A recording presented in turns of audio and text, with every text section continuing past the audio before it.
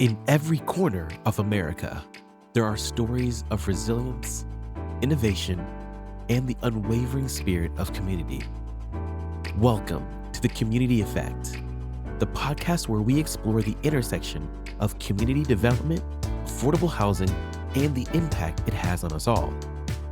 We'll uncover the blueprint for building thriving communities, one story at a time. Join us as we showcase the strategies and solutions that are shaping a brighter tomorrow.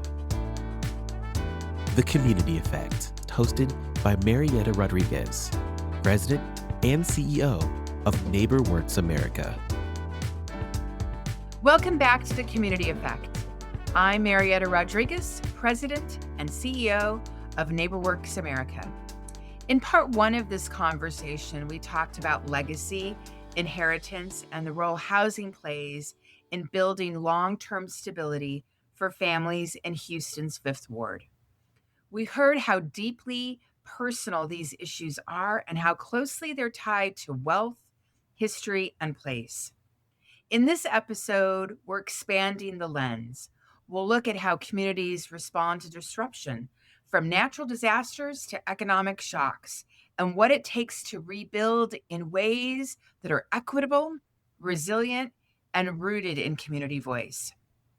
We'll also explore the partnership solutions that can help families preserve ownership, strengthen housing supply, and ensure communities are not just rebuilt, but sustained for the long term.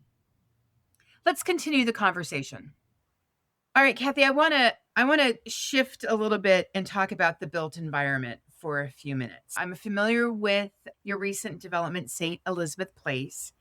I think it is an extraordinary example of how you honor the community's history, but also provide new housing options. And I'd like to know more about that project, how you were able to strike that balance, and how the community benefited by the balance, honoring the community history, but also recognizing we need some new units in the community.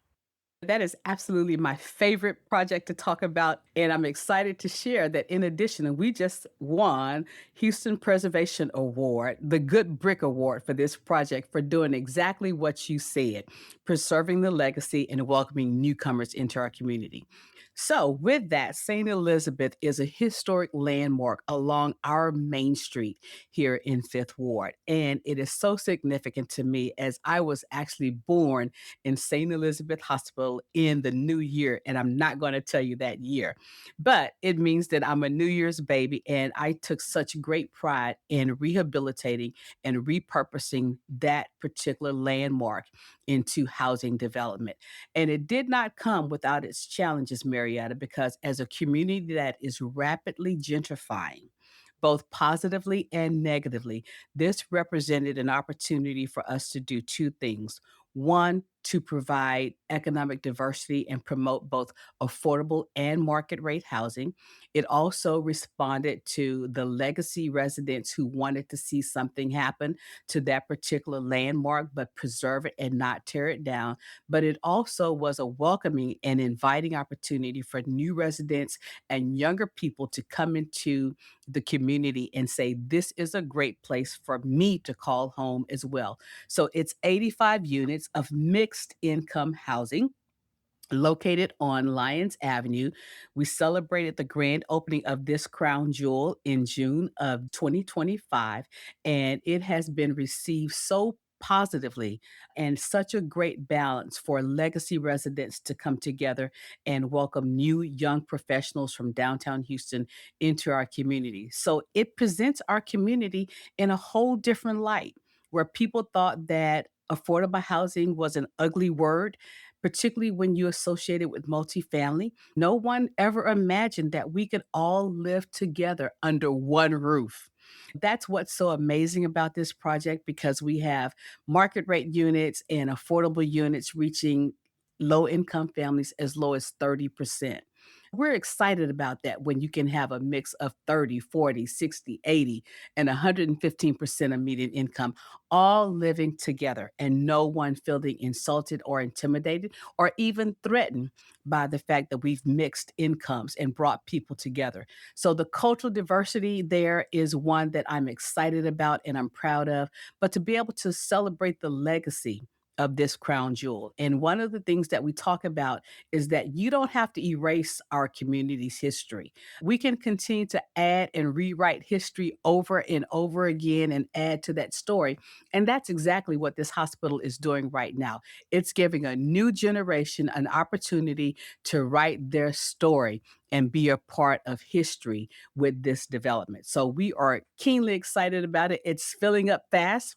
It's the place that you want to be in Houston's Fifth Ward if you want to be close to downtown, if you want to be in between either airport. And we continue to show this crown jewel off every day. I can feel the passion and excitement, and to know that you personally share in that history is really incredible. Congratulations on your award. I guess I want to probe this a little bit more. I love the idea of a mixed income development and the advantages that brings. Did you face any challenges when trying to bring a development like that online, particularly in a location which sounds to be a very ideal location? I think communities sometimes do have some ideas about what affordable housing is and what it can do to a community. Well, I will tell you, we've been at this for a long time, Marietta. And when we first started this project, it was designed to be a low income housing tax credit project. Some of the newcomers to the community actually pushed back and said that we don't want just low income families moving into this community. I was a little bit taken by that comment, but in hindsight, what it really represented was that people did not want to be labeled, number one.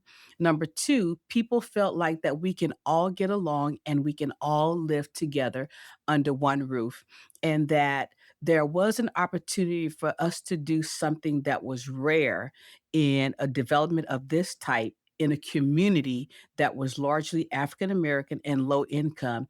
We could really bring about positive change and be receptive to mixed income housing and be a model for other communities. And we've done exactly just that. There was no mandate that said we had to do it because it was no longer a LIHTC. We didn't have to be exclusively available to low income families. So we wanted to give it a try. And so it has been a great boost in our community synergy in terms of the cultural diversity that it is welcome for our community, but also the socioeconomic diversity that it is promoting, where people can learn from one another. People can feel comfortable around each other. So this was really our response to communities to say we don't have to have communities that are limited by the socioeconomic status. We can all live harmoniously. And so let's keep it up. Let's keep doing it. Let's keep promoting economic diversity in our communities. It's wonderful. I think it sounds great. I can't wait to see it myself. I want to switch a little bit.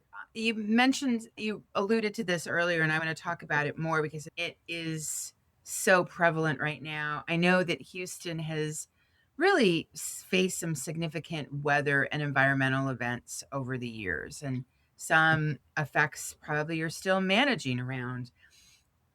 How have those experiences shaped the community and specifically your organization's approach to housing support and housing development? Well, I think it is certainly evidence that Houston's Fifth Ward is truly a resilient community. Our ability to bounce back, I think, Marietta, has been one of our community's greatest strengths. And like much of our city and our nation, we tend to come together. And so disasters have brought us together to help our neighbors out. But what it also has allowed us to do is to attract resources that are not normally available to our community and to our residents to actually affect and have a positive influence and support families with older properties. It allows us to assist families who have growing vulnerabilities, whether they're seniors, whether they're disabled, whether they're low income, all of those things can have an influence on how our community is perceived. But when people actually roll up their sleeves, come into our community, volunteer their time, their effort, their resources, their capital to help us recover from storms, they see our community in a different light because the media paints a picture, particularly about Black and Brown communities, that they're plagued, they're crime ridden. There are a number of challenges and issues with regard to blight and deterioration that makes our communities unattractive to most. But recovering from disaster, again, allows people to see our community through a different lens. The strong sense of family that I mentioned earlier, the keen desire to be contributors to society, to have a nice place to live, a refresh. These are all things that are very exciting. And people are not necessarily just looking for a handout, but they're looking for a hand up. And if you give them an opportunity, they will excel. And so it has availed resources even to our organization that are available. Families are not necessarily required to put themselves out by applying for a loan they can't afford to make repairs to their home, but we roll up our sleeves, we go on our resources, we leverage those resources, we use funds that NeighborWorks America provides to us, we use our private resources, we use our city funding. All of those things come together where we can help invest in those homes and change lives around. So we have a motto here in Fifth Ward. We want to make sure that we help you recover equal to or greater than. That's our motto. I love that motto. And I love the way that you describe the resilience of the community and tell that story, because I think people who haven't seen it or experienced it probably tell themselves a very different story. How would you say that your organization balances immediate disaster response to individual families, individuals, but also keeping an eye of long-term support to ensure that the community remains stable and can continue to thrive? How do you strike that balance? It's a juggling act, Marietta, but one of the things that we've learned through the many trainings and working through natural disasters is that disasters don't have to be a distraction. We've made disaster recovery one of our key lines of businesses. We also remain poised to be able to respond to natural disasters as well as individual disasters. It doesn't take a storm to create a disaster in our neighborhood. It could be a loss of income. It could be things that are as complex as COVID or the winter storms that we've been dealing with lately. But when you're responsive to a community, you have the accountability. When you're an exemplary organization, oftentimes resources find you. And so we don't have to work as hard as we used to find resources. As an example, we just received a sizable grant from American Red Cross and the city of Houston to continue our work in long-term recovery from Beryl, which was 2 years ago. And so those are the types of opportunities where we're able to leverage our affiliation and our collaboration with some of our other partners here in Houston, continue to do the work and remain poised to help families when they really need us the most. And that's after whether it's a personal disaster or a natural disaster. We're poised and ready to respond and help them access the resources they need to recover and be resilient. And what I think I'm hearing from you, Kathy, is the acceptance that disasters happen and we are not waiting to be reactive to them. Disasters happen and we're going to be ready, whether it's from a storm, an economic change. We're just going to be ready with tools and staff that can help people through whatever that disaster is. That's it, Marietta. We have invested a lot of time, a lot of energy, our staff, our partners, our volunteers in making sure that we can respond when families need us the most. And so, oftentimes, particularly in this environment, people want to know that they have stability. We're agile, we're flexible to respond to what their needs are. It doesn't make sense for us to create programming that doesn't respond to a need. That's our goal, to be responsive. And because of your history in the community, they feel like you're at their back and they trust you. The community knows that you're there in service to them. And I think that's important.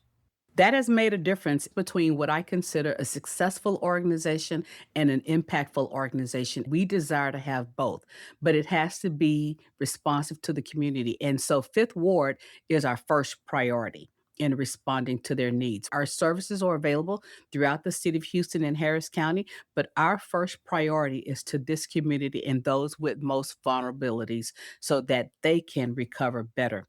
And so oftentimes we move towards resiliency without stabilizing families. And so creating a sense of stability, being there for them, being the foundation, the rock that they know that they can depend on is critically important to us. All things aside, we're going to make sure that the families of Fifth Ward have a place they can continue to call home.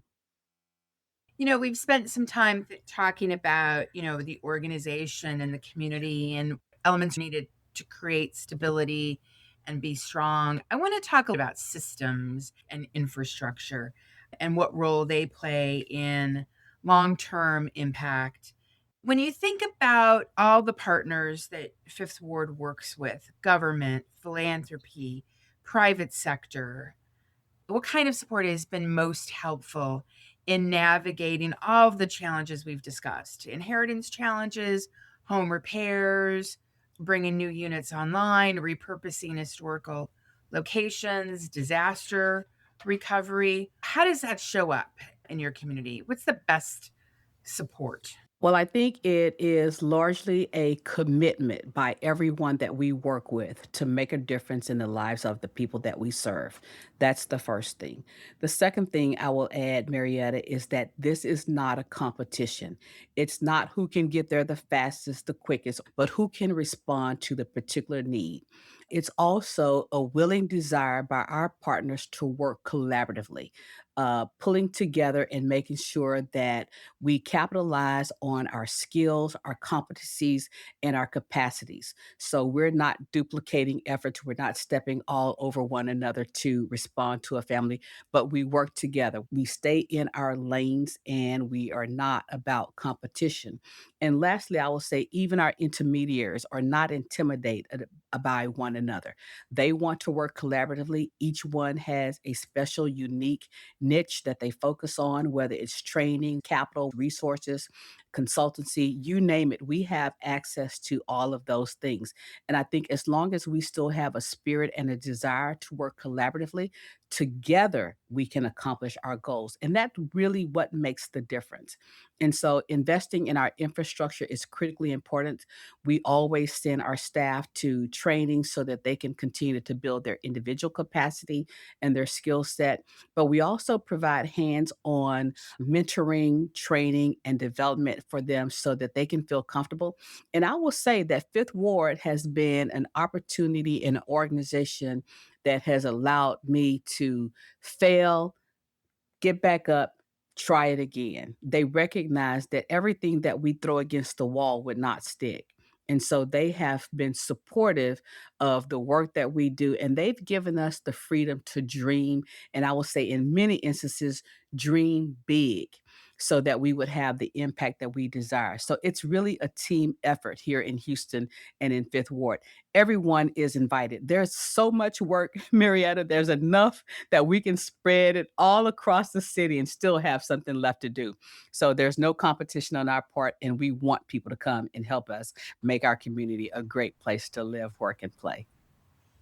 What advice would you have, or what lessons might you have to share on how other communities can build the alignment that you describe, the shared commitment for outcomes that are positive, the shared collaboration?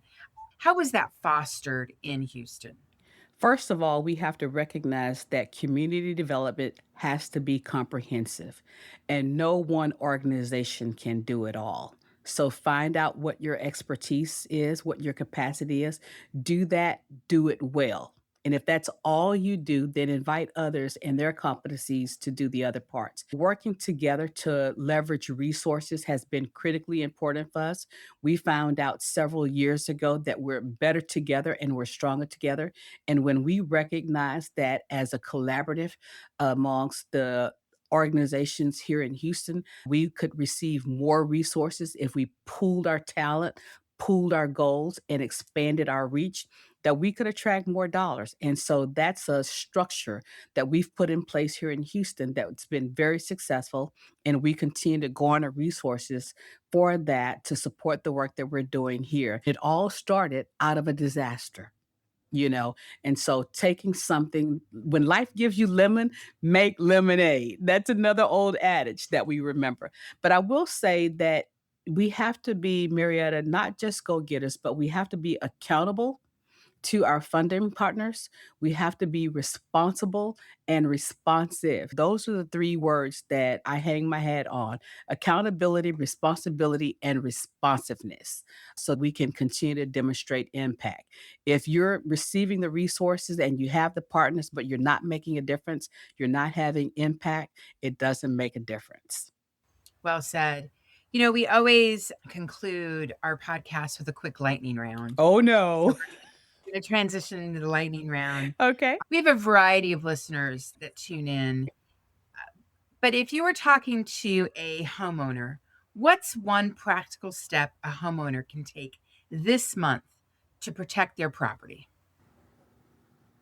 One practical step that they can take to protect their property is to meet with Fifth Ward CRC or an attorney to understand where they are in their property. We want to know, and they should want to know, whether they are indeed the owner of record and if there's anything clouding their titles, so that they can begin to work on that. Before you can talk about disposition of an asset, you need to make sure that you own the asset. So let's start there. So check the quality of title. Check the quality of title. There's so many scams that are taking place right now, Marietta, and people invalidly placing liens, or you've had some work done or something happened that you didn't know about. You want to make sure that you are the owner of record and it's free and clear of any liens or any faults. Finish this sentence for me. Asset building begins when? Opportunities avail themselves to individuals and families, and people can access those opportunities. I think there are two important words there: opportunity and access. We can't afford to overlook Inclusion. And I say that is because if we continue to operate in an exclusive environment and people don't have access, we will not have success. We want to make sure that we provide opportunities for all people, all walks of life, wherever their life takes them or whatever their needs are. So we cannot afford to overlook inclusiveness. Kathy, I want to thank you for your leadership and for the work that you and the team at Fifth Ward does every day to strengthen your community. Your insight is a reminder that stability, opportunity, and resilience are built over time through planning, partnership, and deep respect for the people who call a place home. For our listeners, you can find more stories and resources at neighborworks.org and on our podcast page. For now, I'm Marietta Rodriguez. Thank you for joining us here for the Community Effect. Until next time.